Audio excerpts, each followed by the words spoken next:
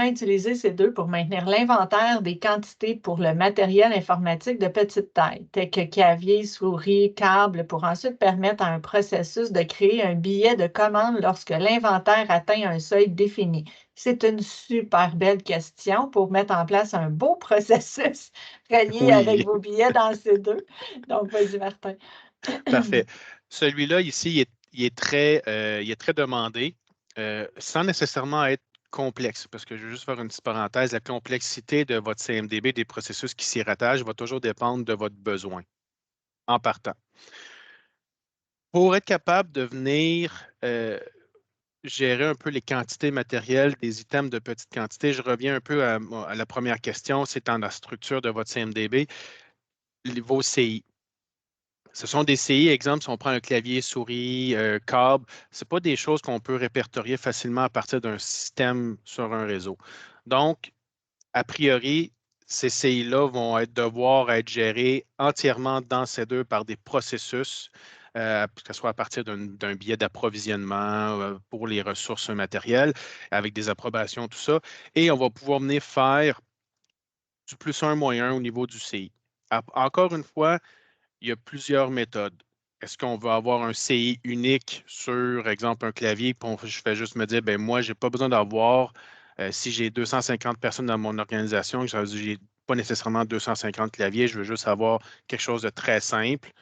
Un CI avec des quantités en inventaire, combien j'en ai acheté, combien j'en ai d'attribués et combien j'en ai qui sont perdus, brisés, volés. Donc ça se trouve être aussi des notions qu'il faut garder en tête, là, car certains de nos organismes font des audits sur justement les dépenses qu'on fait pour s'assurer que ça soit vraiment bien géré.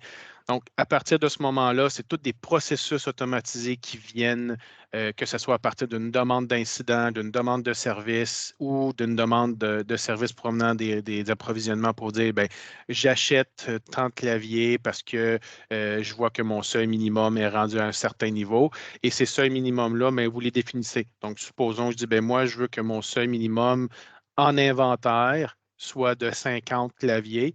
Bien, aussitôt que le 50 est atteint, bien, il y a un processus automatisé qui roule, à même titre que je mentionnais tantôt dans la deuxième question, c'est on crée des processus qui, eux, viennent valider des dates pour dire, ben, ou des nombres. Donc, j'ai 50 claviers, j'envoie une notification, j'envoie un courriel ou j'ouvre systématiquement un billet que j'assigne automatiquement à un groupe dans une file définie qui, eux, vont dire, ben, moi, je prends ça et j'ai combien de temps?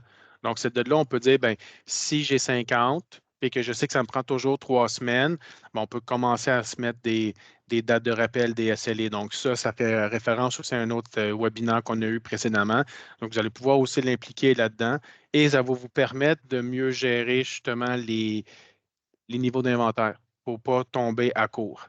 Euh, Ça ici, ceci dit, il faut faire attention pour ne pas alourdir vos processus.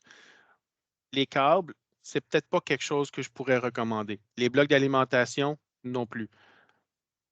Cependant, clavier, souris, les stylets, donc tout ce qui est vraiment directement rattaché à un périphérique, ça oui. Mais les câbles, à un moment donné, c'est que ça devient trop lourd, puis ça devient une tâche un peu incommensurable parce qu'au début, il faut toujours que tu maintiennes ton inventaire. Puis on va se dire des câbles, c'est la première chose, soit qui brisent, soit qu'on les perd. Donc, ça, lui, il pourra venir alourdir un peu les processus. Mais somme toute, avec un seuil défini dans un CI, on dit les quantités qu'on désire avoir. Par la suite, on établit des processus automatisés sur ces quantités-là. Et tout au long de la vie d'un billet, que ce soit une demande de service, un incident, on vient faire du plus un, moins un, on les assigne aux clients. Et par la suite, bon, on est capable de définir, savoir mais combien j'en ai. On peut même, par la suite, avec justement des KPI et des rapports que Rima et Francis nous ont présentés, venir faire un peu de, de- ce qu'on appelle de l'open to buy. Donc, on regarde un peu, on fait de la prévision budgétaire, à voir, ben, j'en ai combien j'en ai eu, combien j'en ai acheté, combien j'en ai distribué l'année dernière. Donc, on est capable de mieux se situer à ce niveau-là.